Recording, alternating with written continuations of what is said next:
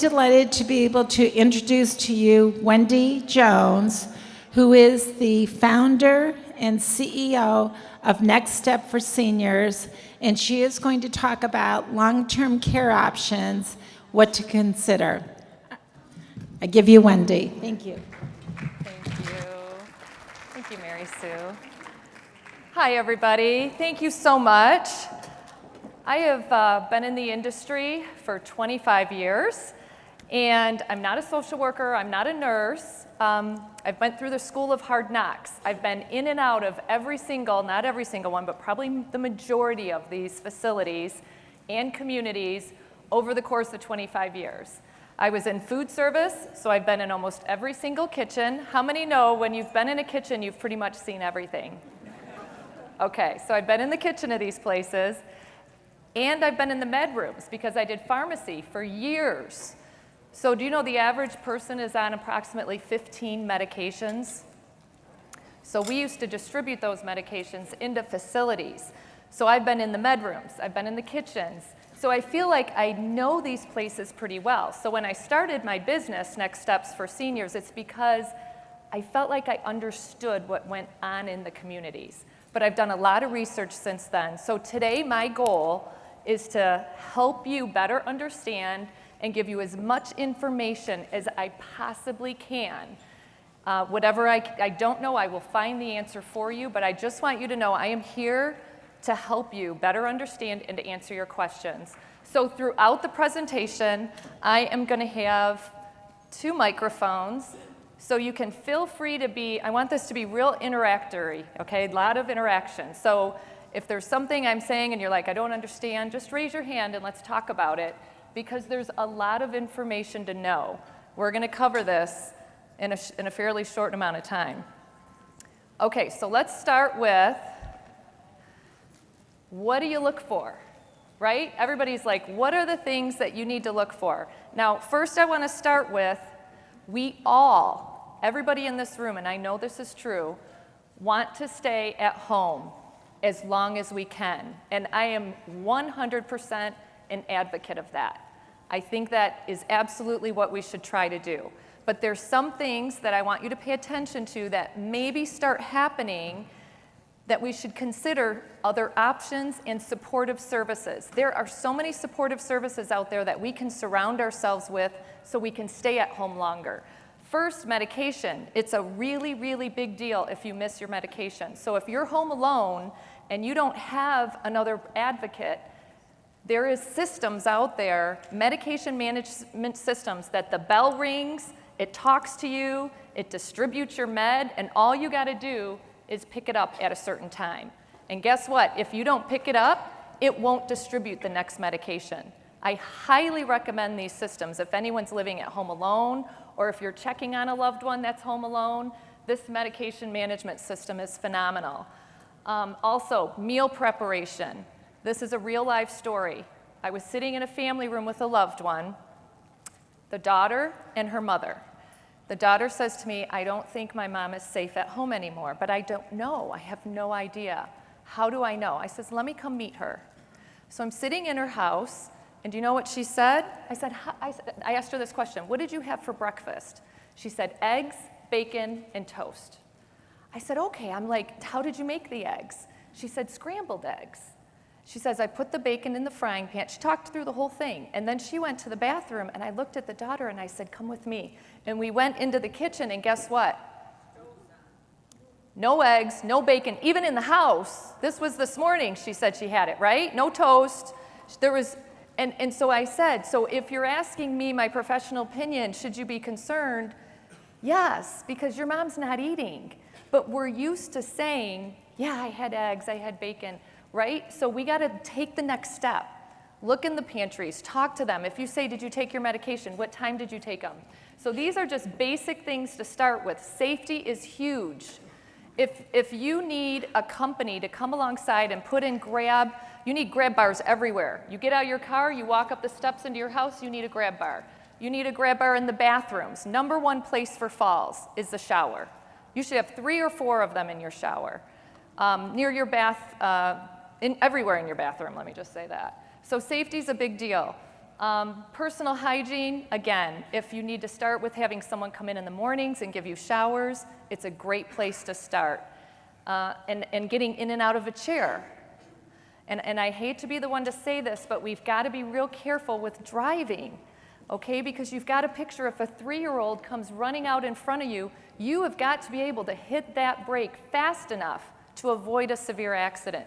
But these are all the things that we have to think about and talk about. And that's what we're going to do today. We're going to talk about these things. So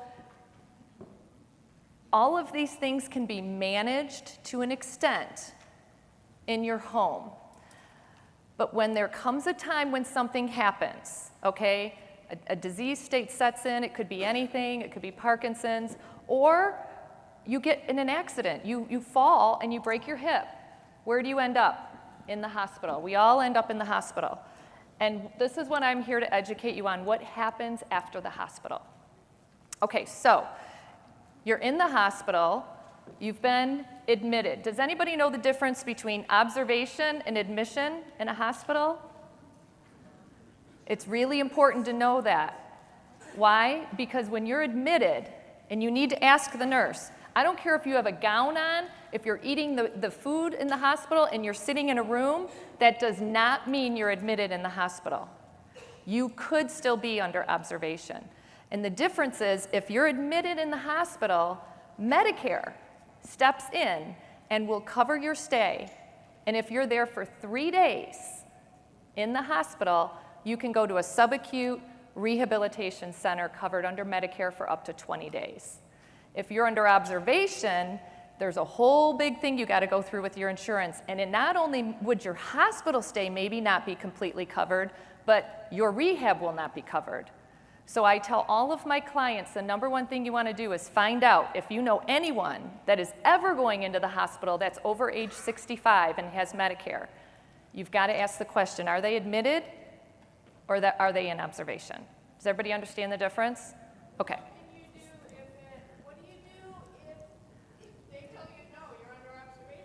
You get out as soon as you can because you're paying the bill.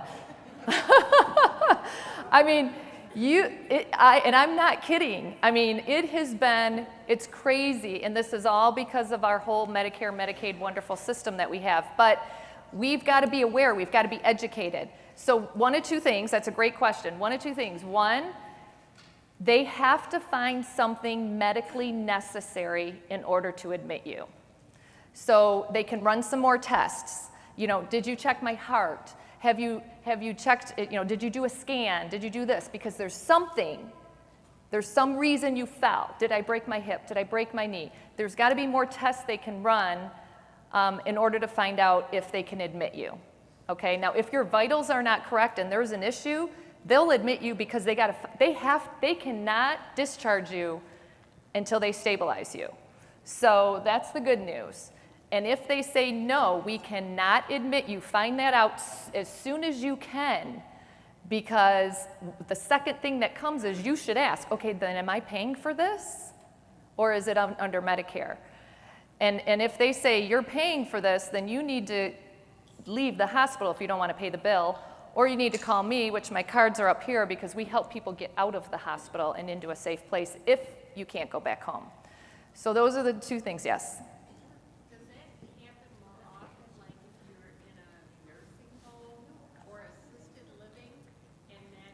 Go to the hospital.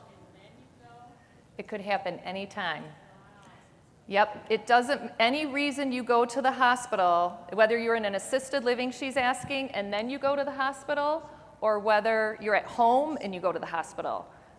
The hospital makes that determination based upon medical necessity.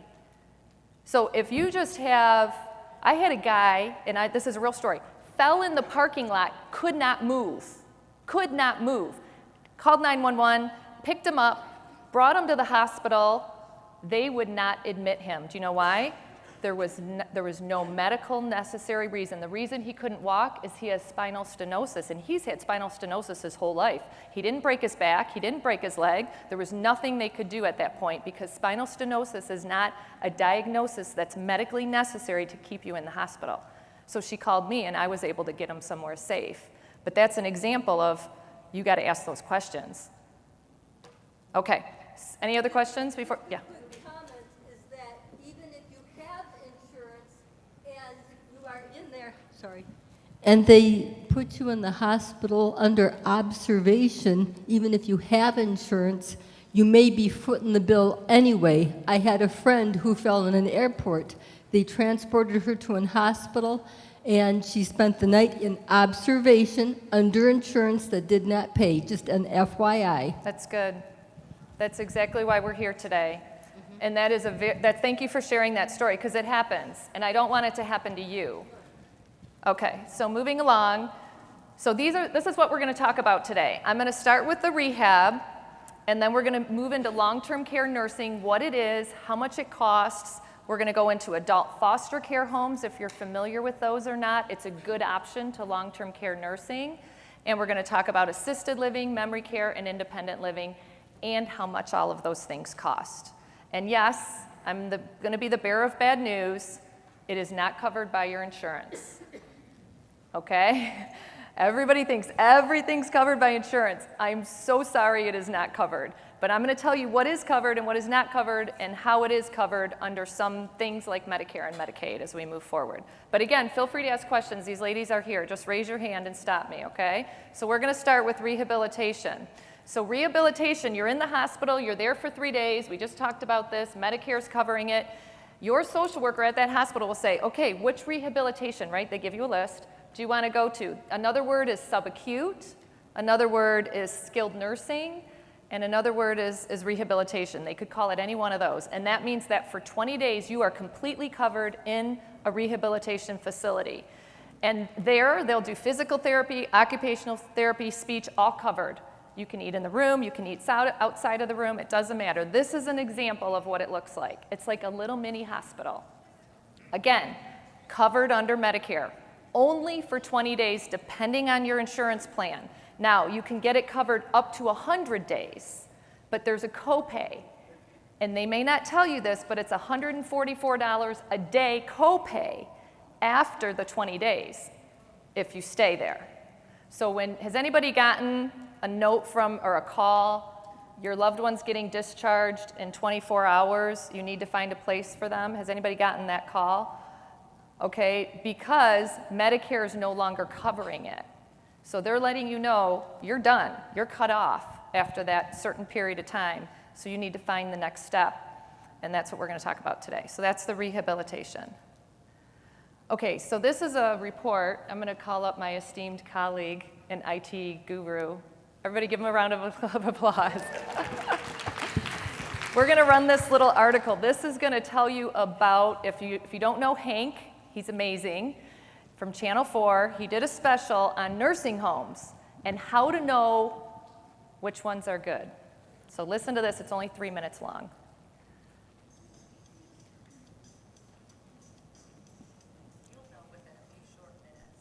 After walking down the hallways, whether this is a place you see your loved one living. Inspection reports revealing what life is like inside some local nursing homes, and what's uncovered can be concerning. Now we show you how you can access these critical records before you transition a loved one into a care facility. This information is also important for those of us that already have a family member in a nursing home. The inspection report's giving you a snapshot, essentially, of what life is like on the inside. Consumer investigator Hank Winchester here with us now. And Hank, this is very useful information. It is. These are some of the reports that we pulled offline. There is a lot of information. Hundreds of facilities throughout the state of Michigan. As you would expect, some have great ratings, others don't. The good news, all of this information is free and available for you to review. These inspection reports from inside local nursing homes revealing surprising information, from the cleanliness of the kitchen to the risk of falls, allegations of elder abuse. It is all laid out. It can be hard to read. The reports rating everything from the cleanliness of the facility to the patient to staff ratio. It is all critical information that you should review before faced with a difficult decision. Before you go to a nursing home, do your research. Doing the research now easier than ever before because of online tools like these. The state and federal government both require to inspect nursing homes. Those inspection reports posted online, the information is free. What types of policies, procedures they have, what is the level of their staffing, what is the qualification of their staffing, what are their infection control measures, what are their care, what kind of care are they providing.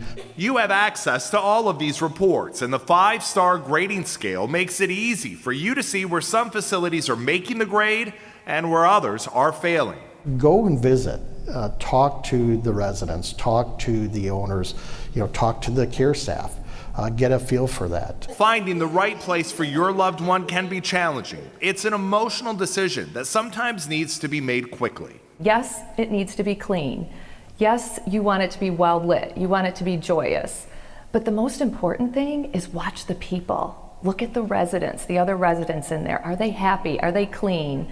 Are they dressed at 8:30, 9 o'clock, or are they all still in their pajamas? Wendy Jones is with Next Steps for Seniors. We need to all have some type of regulatory system to be accountable to.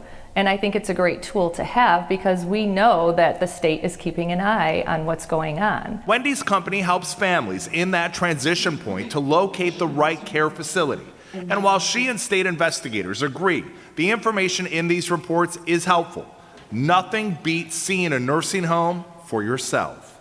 It's a good tool to use, but it's also a better tool to have a personal relationship and to get in there and meet the people.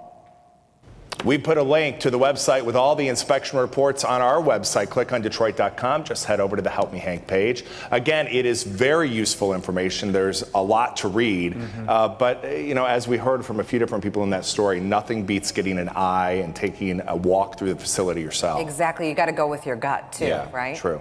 All right. Thanks, Hank. Okay, so the number one takeaway, go see it.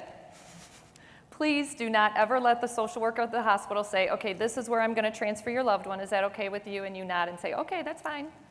Because you have no idea where they're going. I recommend a 3-star or above. What happens a lot of times is they're in the hospital, but then, I'm sorry. What happens a lot is when they're discharged from a hospital, they don't give you a choice. There's like only one nursing home, assisted living or rehab place that has a bed. So then what happens? So it depends on, okay, this is going to sound crazy, but it depends on, like you said, the bed availability, which could be a number of things. The winter times, they're really full. I'm not gonna lie, it's very hard to find a bed. Right now, you could find a bed anywhere. So as crazy as it sounds, it's a little bit cyclical. You could say, no, I'm sorry, I absolutely refuse to let my loved one go to that place. If you go there and visit it, and you are not 100% comfortable, you can appeal the discharge and go back to the hospital staff and say, I appeal this discharge legally. And until they find a safe place. They are not legally allowed to, and I'm not an attorney, but I'm just giving you information. You can research this and ask your attorneys. There has to be a safe discharge, an agreed upon safe discharge. They have to get approval from you before they discharge, and you just say, I'm gonna appeal because I don't want my loved one going there. And call my office. I have connections in a lot of different places. I will do everything I can to help you get in the right place. Yeah, another Wendy? question. Wendy? Yes. Sorry, over here. So if a person was discharged to a facility, can they then go to a different facility? Great question. Yes. So within that 20-day period, remember Medicare is covering it. So you need to know this. Medicare pays more than Medicaid. So they want the Medicare dollars in their facility. So if you get into a facility and you're not happy, you can do some research on another facility, go online to medicare.gov, find a 5-star, and say, I'd like my loved one transferred to this facility, make sure they have a bed. The 2 social workers will do the entire transfer for you, but you gotta do it while the Medicare is still active. So you can't, on day 19, say, oh, I'm gonna transfer my loved one. Guess what? They're not gonna take them because they only get 1 day of money. Okay, good question. I saw a number of really serious things up there, abuse and other things. Why are 2-star and below allowed to stay open? I can't answer that. She's asking about 2-star and below. Why are they allowed to stay open? So the state of Michigan regulates all of our nursing homes on a regular basis every year. They go in there. And also, when you go on Medicare.gov, it will tell you what the citations are that the state found. So you need to do your research. So there's a big difference between a patient fell on the floor and though a fire window, was cracked. But the citation's the same from the state. So you got to look at the citations, because let me tell you, if a patient fell on the floor and nobody got to him for 3 hours versus there's a crack in a window are two completely different things. So you just got to do the research on that. And that's why I say you got to go. You guys will know.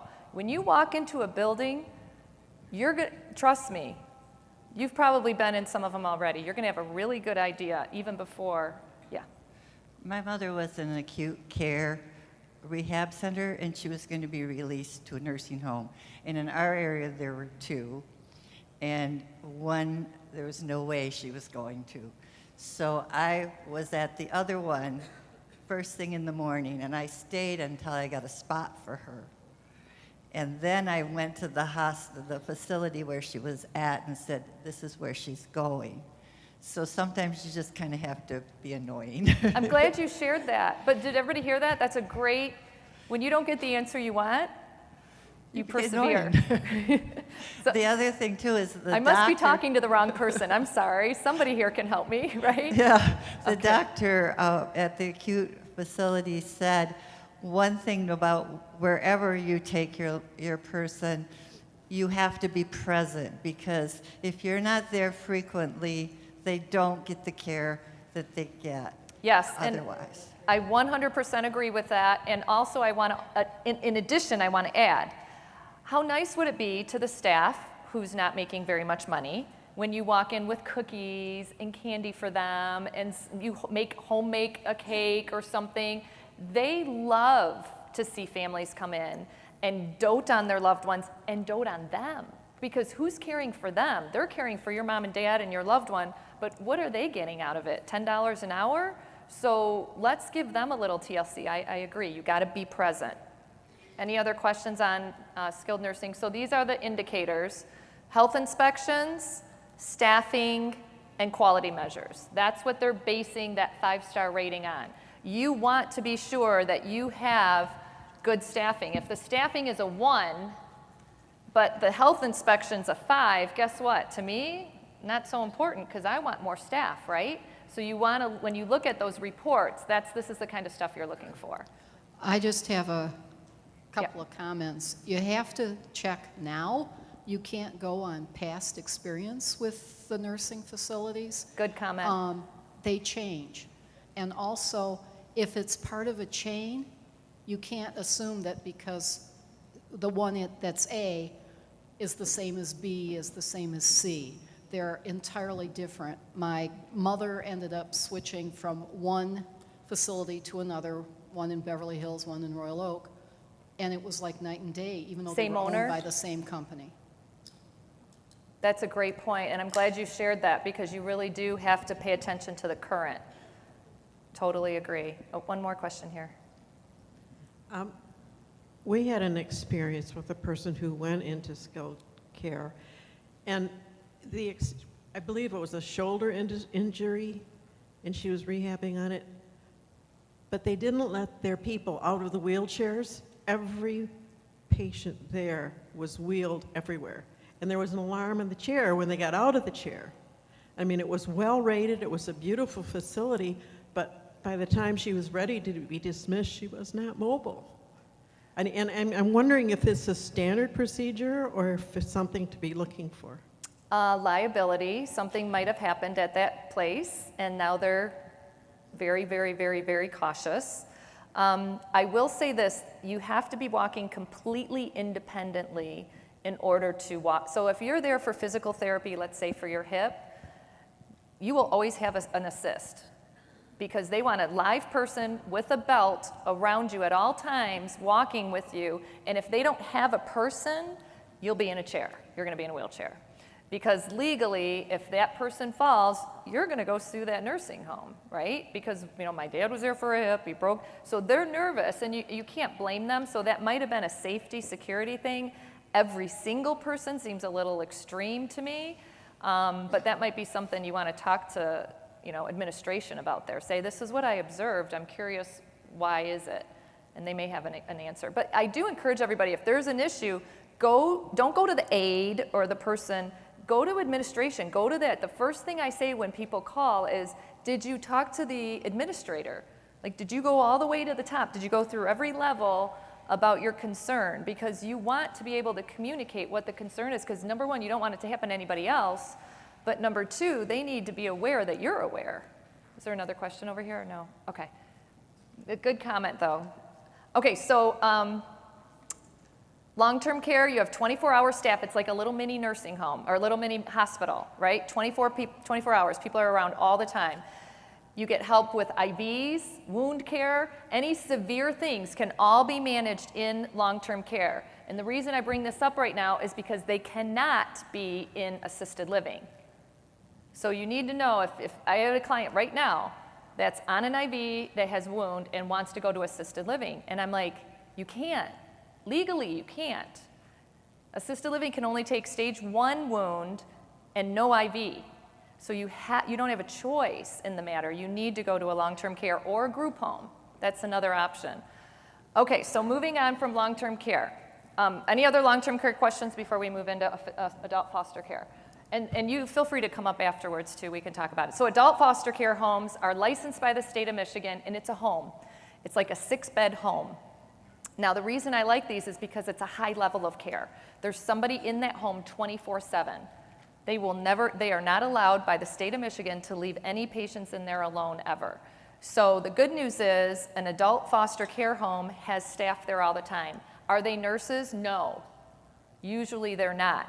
But does your loved one really need a nurse 24/7, or do they just need someone there that can help them 24/7, right? We just have to think about that. When they get up to go to the bathroom in the middle of the night, somebody's there.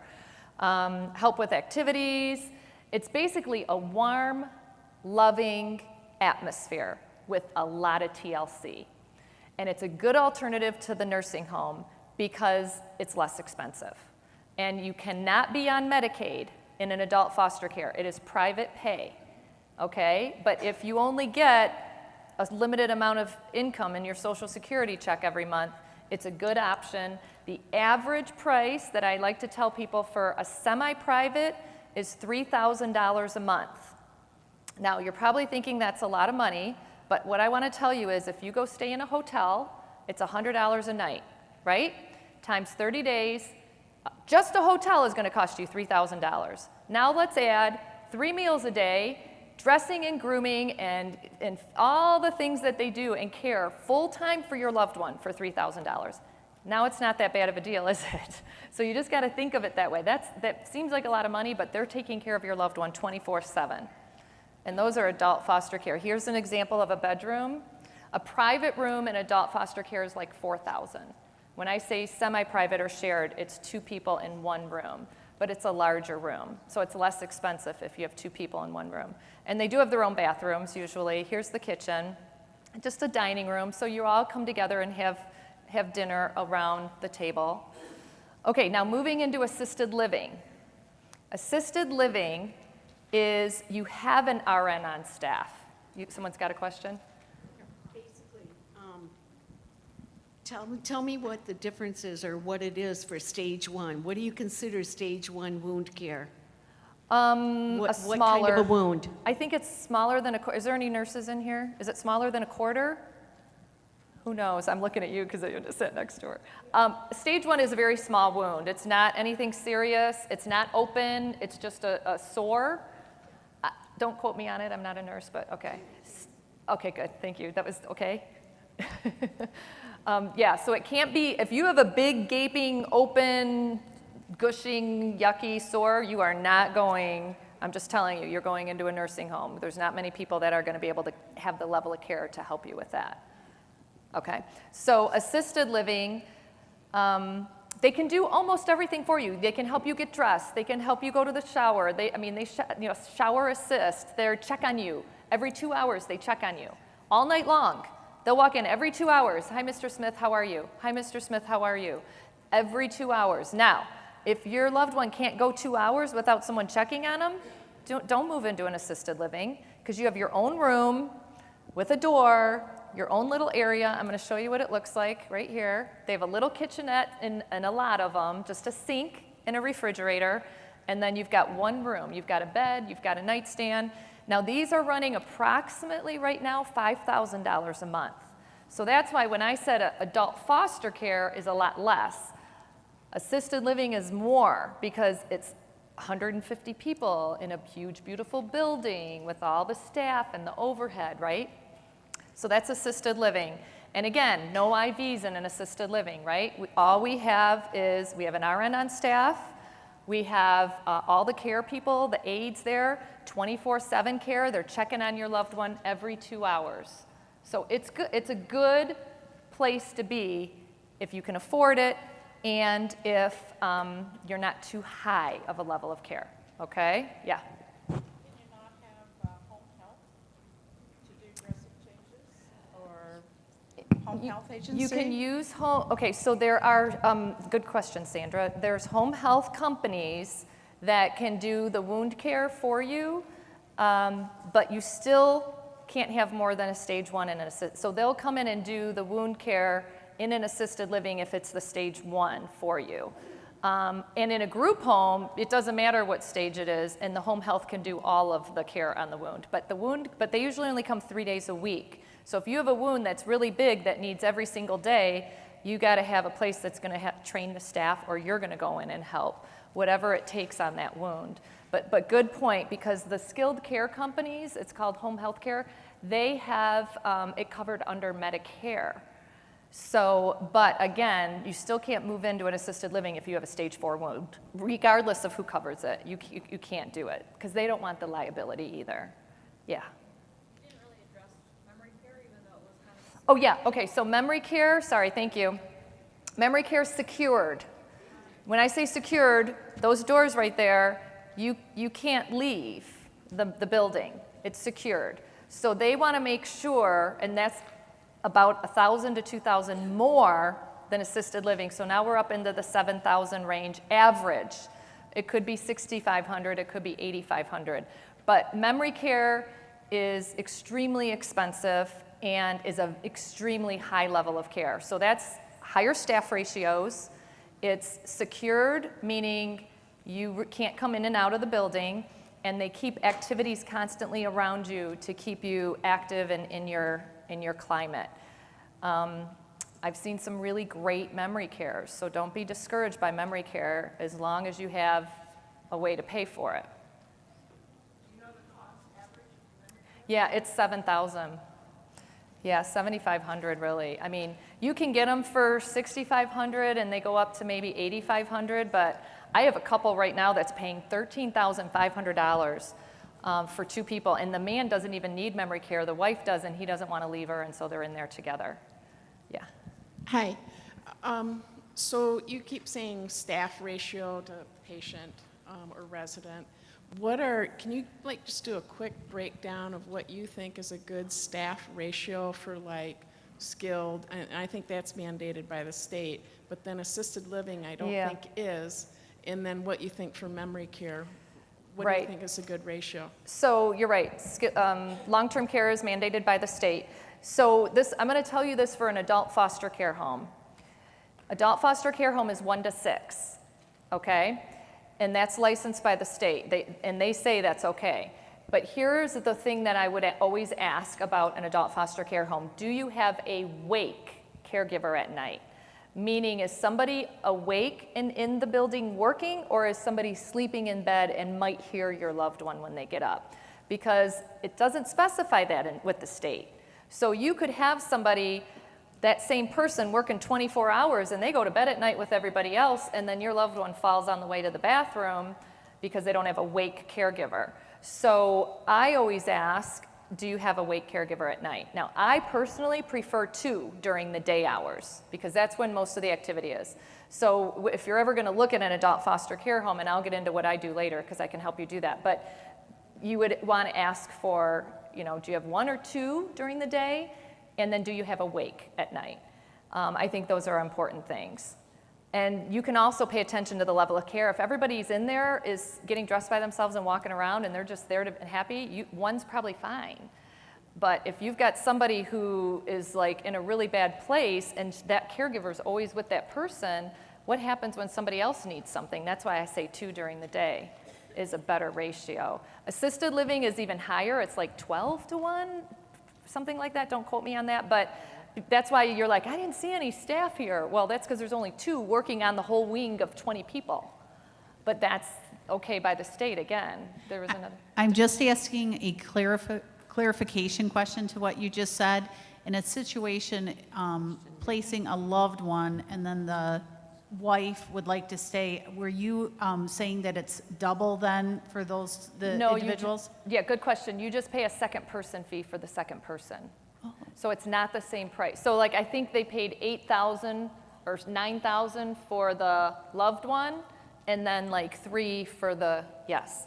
It's always less for the second person fee as long as they're not, don't have a high level of care. Yes, that's a good question. So, did I answer your question? Who was it about the staffing ratio? Memory care is even higher. So like 5 to 1, 4 to 1. Like they have a lot of people in a memory care. They should have a lot of people in a memory care. At night, someone's always awake in memory care and assisted living. Any community that's licensed by the state of Michigan, and you guys, I keep saying that because there are places out there that are not licensed by the state of Michigan. So you got to do your research because it's not, I hate to say this, but you guys could just go home tonight and be like, you know what, I'm going to start an adult foster care home and put your name on the internet and tell people you're going to start taking care of people. So, you want to make sure that's why I showed you that Help Me Hank, right? He's a good guy. He's telling you what to do the right way. So yes, so I do think that memory care is a higher ratio than assisted living. It is for sure, yeah. Yeah, I just want to say, and don't assume because you're paying a fortune for an assisted living. My brother went in with early dementia. He was an attorney, and then at 55, he was diagnosed. So he went from independent to assisted, and then they built a memory unit for him. Beautiful facility. But if you're not on top of it, during the week, they had all kinds of wonderful activities. But if you're not on top of it and you don't show your face there often, I can tell you there were 14 clients on his wing, and on Saturdays and Sundays, sometimes staff was all out visiting outside the locked door. And there would be clients, they are assuming they're all sleeping or something, but they're walking around without their walkers and without, you have to be present often. It's just, it's I'm glad horrific. you shared that. I'm so glad you shared that because weekends are lighter staff, just so everyone knows. Anywhere you go, weekends are lighter staff. So highly recommend being there, especially on weekends. Just pay attention because everyone works, 8 to 5, right? Even the administration and the marketing person, and they're all in the building, and it's all great and fine and dandy. That's why when you tour, you go after dinner because you want to see how many people are there at 7 o'clock, and you go on the weekends. Totally agree with that. Okay, so moving along, then we've got independent. So independent living is an apartment that seniors live in, 55 and older usually, and you're on your own. Independent living literally means you can do absolutely everything by yourself. Usually the thing that you're struggling with the most is meals. Meals and medications. Okay, so I think independent living is a great option. I'm going to give you a couple examples. If you're living home alone by yourself and you're lonely and you're always calling your kids to come help you, or you're the one running meals all the time, say, Mom, how about if we just go look at this place? Because let me tell you, I moved a woman. Her and her husband lived in her house. I talked to them about independent living. They wouldn't have anything to do with it. Absolutely not. I'm not doing it. He dies. And I go back to her and I said, can I show it to you now? She says, yes, I want to get out of this house. So I bring her to this independent living place. Now she's like meek and sad and just, it was so sad. And I show her this place. There's a pool, there's like all these clubs, they have like a poker table. So 2 weeks later, I go back. She said yes. She moved in. 2 weeks later, I went back to see her. I did not even recognize her. She had all new clothes. Her hair's done. She's gone to the salon. She's got all these friends. She's there at happy hour drinking a glass of wine. I was like, what happened to you? I was like, oh my gosh. I'm like, do you like it? She's like, do I like it? She's like, I love this place. She was so happy. Her daughter says, I can never get a hold of her. She's at this club and this club and this club and this club, and her friends are here and there. And she said to me, she said, Wendy, I wish I would have done this when my husband was alive. We would have had so much fun. That was her only regret. So I just want to encourage you, anyone who you're like, I wonder if it might be good, trust me, it would be great. It is a great option. Price range, $2,800 for a 1-bedroom, and that includes 2 meals a day. They have a full kitchen in the apartment. That includes housekeeping. They come in every week and clean. They take your trash out. Some of them will even do linen service. I don't know how many people don't like to change their sheets. Anybody? They come in, wash your sheets, and put fresh ones on every week. I mean, like, I would almost go there just for that. Okay, so they have 1 bedrooms, 2 bedrooms, and studios. So you can get a studio. I have a studio right now for, I want to say $1,500, $1,800 that I know of. And then you can get a 1-bedroom for, like I said, $2,700, $2,800, and then a 2-bedroom for like $3,100, $3,200. And again, that includes the 2 meals a day. Okay, that's an independent living. Look how beautiful. That one's not $1,500, just so you know. Okay, we got a couple questions. How are we doing on time? Well, good. Okay. Yes, a friend of mine just recently went to Silver Maples. It's in Chelsea. She wanted to try out their independent living, and they gave her, I think she was there for 2 nights. She did the outings. She loved the food. She said the wine was wonderful. However, the thing that I think a lot of people don't know is many of these places have entry fees, which can be very, very large. In her case, I believe it was $150,000, $175,000. Did she go to Fox Run?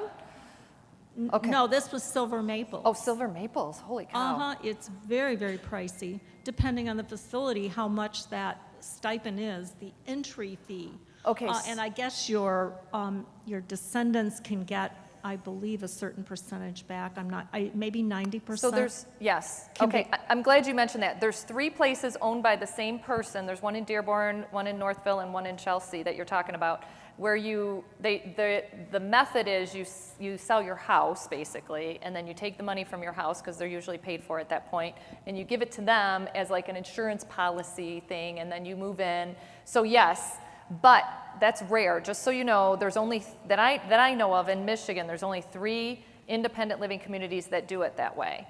But that is an option if you want to do it that way. And then the money goes to the descendants when you pass, and that's how they do the whole thing. So they have revenue, so they can be using it while you're there. Also, though, but you bring up a good point, there is a community fee when you move into an assisted living and independent living. These are all, again, private pay, but there is an upfront community fee, and they say that because they want to give you new paint and new carpet and whatever. And it's usually like $2,000 or the first month's rent up front. So do be prepared for that, and you can ask that when you tour, is there a community fee I have to pay to move in plus the monthly rent? Do you know if any of these places accept cats or dogs typically? Yes, under 25 pounds. So their big thing on animals is they don't want 50-pound, obviously, animal running around the community. So under 25 pounds, yes. It's more rare to have an assisted living that accepts animals, but I have seen some. And the reason is because they want to make sure you can take care of it at all times, and sometimes you can't in assisted living. But yeah, they do all the independence livings. I've never seen one that doesn't take an animal. Yeah. Are some of the facilities based on income? So we do have, okay, that is a great question. So there's 2 options for income-based communities, and it's HUD housing, HUD.org, you can move into a senior apartment. It's not independent living, it's a senior apartment for 30% of your Social Security. That's what they charge you to live there. But there's a year to a year and a half wait list. So if you already know that you have a low Social Security amount and you don't have many assets at all, I highly recommend getting on some lists. And you can go online, they have them all over Michigan. Presbyterian Villages does a really good job too, if you look at their website, of the low income housing for HUD. And this is for independent living, yeah. And senior, we call it more senior apartments versus independent. But yes, that's a great question. And I think HUD is a really good website to look at. But again, there is a large wait list for the low income HUD housing, yes. So all the, so just go to State of Michigan Gov, and that'll give us the different listings? For the low income, you mean? Yes. Yeah, you can, I think HUD is the best, HUD. Okay. The HUD, if you just Google HUD low income housing, it'll give you a list, every city. I mean, there's probably 30 or 40 in Michigan that I know of throughout, every county has a couple. But like I said, they are full, obviously, because we have that. If anybody has $1 million, build a place that is like right around $1,500, $1,300 a month, and we'll all move in there together. Okay, yeah. Can you define the limited assistance for it says limited assistance in the independent living? Right, you have to be able to do everything on your own. Like the independent, so this is important to know. Independent living, they want you to be able to pretty much do everything on your own. Now, if you need medications or if you need help getting to dinner, they have a company, it's a third-party home care type company that you pay extra to, that will come in and take you to dinner or help you get dressed in the morning or just do some small things for you, but not a lot. It's not assisted living, there's no RN, there's no 2-hour checks, like none of that's there, it's independent, but yes.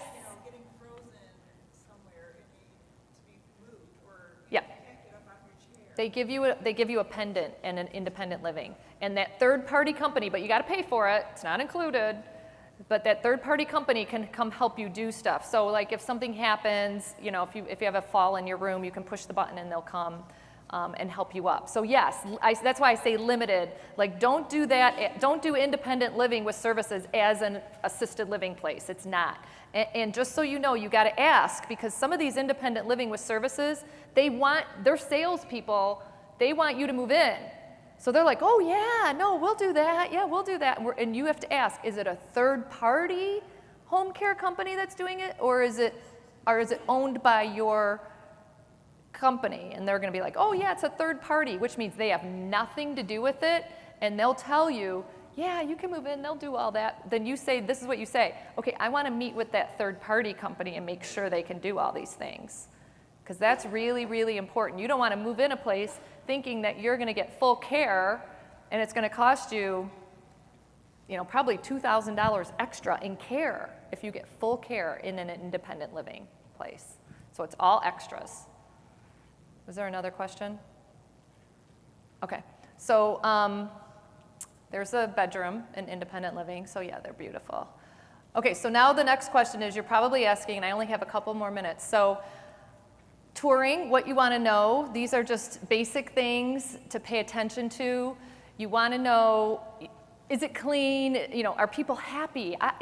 People get carried away with the outside of the building. Yeah, you want to make sure it's well maintained and they're not slacking and nobody cares about the place, obviously. So you want to make sure it's in good condition. But most importantly, are the residents in good condition? Are they happy? Are they dressed? Are they enjoying themselves? Do they have smiles on their faces?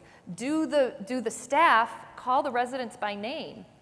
Let me tell you, if I worked in an independent living place and I had, Hall A, I better know every single person's name in Hall A or there's a problem, because you're in their rooms all the time and you don't know who these people are. So pay attention to that kind of stuff. These are just touring kind of ideas. And then the staff obviously is super important. You don't want a place that has new turnover every 6 months they're hiring new people and that person's gone. You want to know that people have been there and they know what they're doing in those communities. It's super important. Okay, this is an important slide because I want to walk through each one of these super quick before we're done. So we talked about Medicare in the beginning. It is covered under insurance at the hospital, 20 days. Here's my Medicare slide. Okay, so you do get the 3-day hospital visit, the rehab visit, and then the home care is covered under Medicare. Those are all covered under Medicare. And it's up to 100 days, but you have to pay the copay, which I told you is a lot. So don't be like, oh, it's probably $5. It's $100 and some a day. Okay, that's Medicare. Now Medicaid is low income. Remember we talked about the nursing homes. Medicaid is only for nursing homes. You can't use Medicaid for independent living and assisted living. It's for nursing homes. So it's the highest level of care that you have, and it's based on income and medical necessity. You have to make less than $2,000 a month and have less than $2,000 in the bank. Total. So we're talking it's for low income. You've already spent absolutely everything you own. You can have a house and you can have a car, but that's it. There's very limited things. And you can research, you can go online and Google Medicaid. I'm not a Medicaid expert, I just have the basic knowledge of it, but I think it's important to know that it's there. So worst case scenario, you move into assisted living, you spend all your money, you have no idea what you're going to do, you can do Medicaid. So it's a fail-safe, and we're blessed that we even have it as an option, truly. There is a 5-year look-back period. So if you have money, don't think you can give all your kids 14 grand a year for 5 years and then qualify for Medicaid. It doesn't work that way. You're going to get fined because they do a 5-year look-back period. So don't gift all your kids' money away and then think you're going to get Medicaid. Yeah, and I said on the bottom, you can't use it for assisted or independent. Okay, veterans benefit. Any veterans in here? Are you guys all aware of the veterans benefit? No. It's called aid and attendance. It's a phenomenal benefit. First, thank you for serving our country, all of you veterans. Let's give them a round of applause. So the veterans benefit, this is an amazing benefit that our government came up with for you. You have to be honorably discharged, served active duty during wartime. So if you served not during World War II or the Korean or Vietnam or any of those wars, but you have to be you don't have to be on the front line, but it has to be during wartime. Wait till you see how much over age 65, wait till you see how much money you can get. This is per month for being a veteran or being married to a veteran. So someone's going to ask me the question, if you're divorced, can you get it? No. You cannot get it if you're divorced. You have to be married, and your spouse could have passed on, but then there's a question over here. Can you bring them? But then you can't get the benefit if you were divorced. Okay, it's not possible. But that's a lot of money. So a veteran and a spouse together gets $2,127 a month. This was last year's numbers. It went up. Okay. I don't see anything on there for like income eligibility. I thought that I had heard that the veteran or the family household income couldn't be over a certain amount to be able to get this particular benefit. Do you know what that is? So this is how I'm going to explain that to you, because there is a misnomer in the industry about that. Your care has to be higher than what you make in order to get this. So if you move into an assisted living for $7,000 a month and you only get $4,000 a month, you're going to qualify because your care is more than what you make.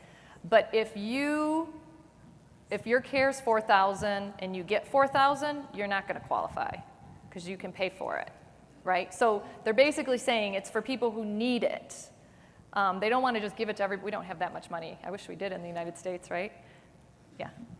Yeah, my husband's a disabled veteran and he gets a pension, but there's no survival spouse pension unless you're 100% disabled. That's why I was kind of questioning that survival spouse amount. Is this different? It's different. This is called aid and attendance. Okay. And the surviving spouse does get, now you have to need care. You can't get it right now, but later on you could. Yeah, I believe it's a different benefit because this has been available to all veterans. So tell them aid and attendance. Call the veterans social services that you're dealing with right now. They might not have offered because they don't think you need it yet, but yeah. So if you're getting veteran 100% spouse now, then I could fall into this? If you need care, Right. yeah. obviously. If you qualify, yeah, And my understanding So if I is- had any other pensions, income, They look at all of your income, whatever you're getting, okay. combined versus the care that you have. So you have to add everything together, even if you get something little from something else. And if it's less, Then, right. So and you just got to make sure you're spending more. But I'll tell you what, it's worth looking into. Why not ask the question? There's Oakland County Veterans Services, Macomb County Veterans Services. You just go online and ask. Okay, looking at the benefits up there on the board, okay, I served during wartime, and would that mean that I would have a chance to get those benefits? Absolutely, sir. You absolutely could. That And would thank you be- for serving our country, by the way. I see that I don't drive anymore, Nope. and that would be a stipulation that would actually help me get. Over 65, not able to drive, and then income and care. Those are the key things. So if you need more care that you're not getting now because you can't afford it, then get the more care so that your care is higher than what your income is, and then you qualify. So you have to physically move into the assisted living in order to get the veterans benefit, because what they're saying is your care has to be higher. So if you're at home struggling to do it by yourself, they're going to be like, oh, you don't qualify. Well, I don't qualify because I'm not spending the money yet. So move into assisted living, and then you're going to qualify because your assisted living $6,000. But this is really, really important. From the day you sign the application for veterans, it's retroactive. It could take up to 6 months to get this benefit.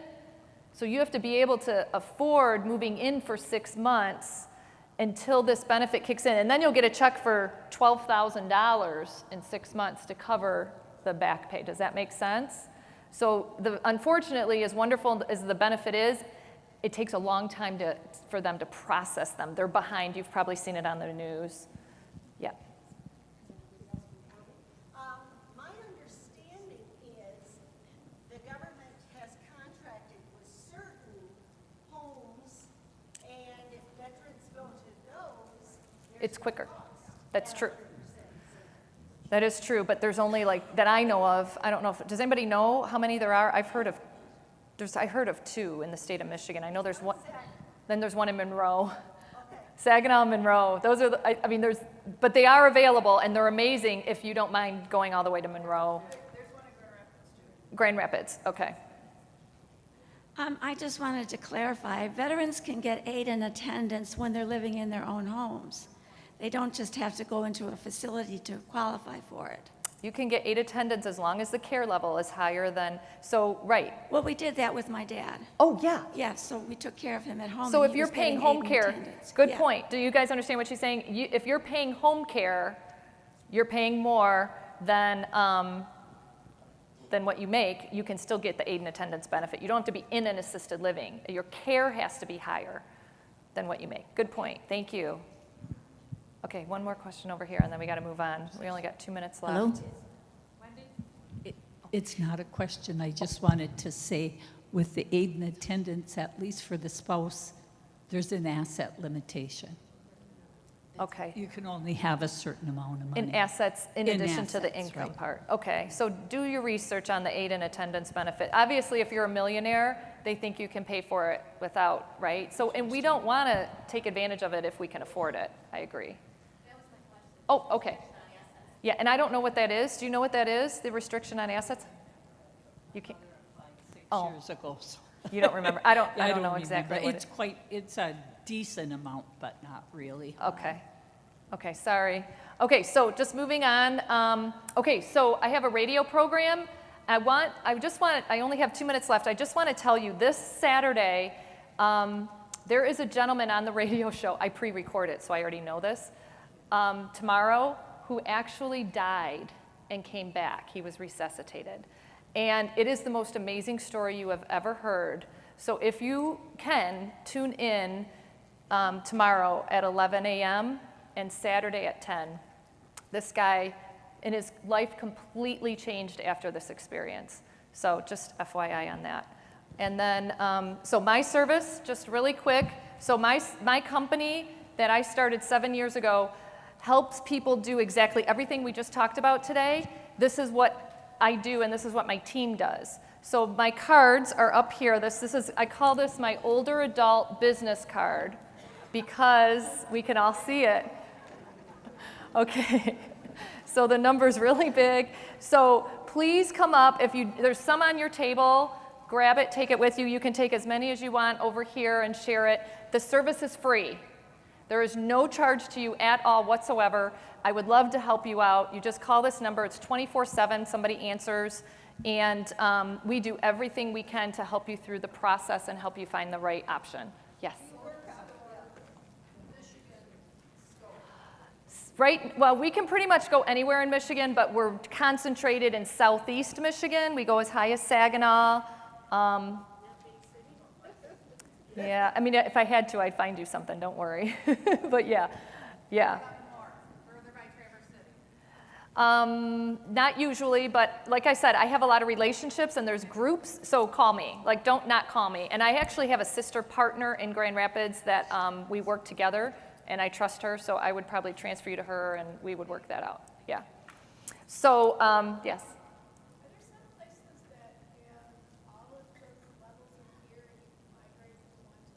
Continuum of care, yes.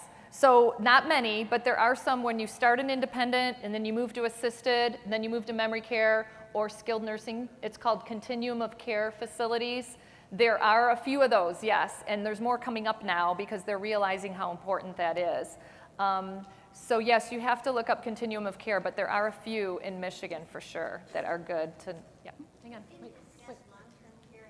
Is there anything specific that you would like to offer on if you have long-term care? My husband does. I don't. Long-term care insurance? Yes. Oh gosh, thank you. I'm sorry. Okay, so we talked about Medicare, Medicaid. Okay, long-term care insurance. This is important. Yes, this is very important. First of all, I am a proponent of long-term care insurance because I think that later in life we're going to end up using it. But here's the number one thing you have to know: it takes up to 90 days to activate it. So if you are on your deathbed, you waited too long because now you got to wait 90 days and then you're going to end up not even using it. So that's what insurance companies, is there any insurance people in here? That's what insurance companies are banking on. They're banking on you not activating it and passing away and not using it. So you have got to be, I had a woman that had COPD. It took her forever to do everything, and I kept saying, you've got to tell them to come out and do an assessment. She had a long-term care policy. She was barely getting through the day. And she goes, well, they called and asked me if I could take a shower. I'm like, what'd you say? And she goes, well, I said I could. And I'm like, Sharon, it takes you 6 hours to take a shower. That's not taking a shower. Like, you can't even wash your hair and take a shower at the same time because it's too much energy. Like, that's not what they mean. So she kept telling them she could do everything. But she really, so you have to say, you have to have 2 ADLs, activities of daily living, that you cannot do. So you've got to implement it early. Please just implement it early. And even if they say, can you take a shower, you say, I'm sorry, I can't take a shower, meaning like everybody else does in 5 minutes. It takes me a long time. So you just be honest, but know that you got to activate those. Don't wait till the last second, and then you can't use it. Just a comment, because I have a long-term care policy, of course, for my husband, and I've managed 2 of them, one for my mother-in-law and one for him. If you can do that 90 days at home, if you can do that 90 days at home, a lot of companies give you a cash alternative. So they're actually paying you to caregive your spouse for a little bit. If you can activate that while you're at home, if they're disabled, then when you go into a facility, you don't have that 90-day period. And after 90 days, your premium is waived. That's good. Thank you for sharing that. I think that's really important. Wendy, there's Well, one I'm a- last question over Okay, there, and I we've got think one we're more out of comment. time.